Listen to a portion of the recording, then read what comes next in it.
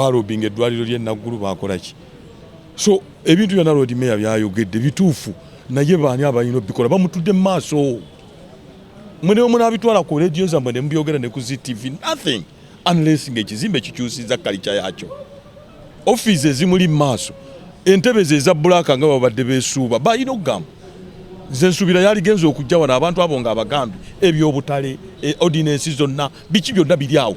Mbadde ntudde ne Honorable Kawalya aŋŋambye ku bye baayisa byonna nga birina second reading teri kyali kiyisiddwa. Era ne Lord Mayor agambye bwe kyajja mu gundi kino yakasayininga yeki ordinance 2 emyaka 2. Ordinance 2 emyaka 2. How many councils ezitudde? Trip tufunye mmeka ebweru? Kiswaza ensonyi.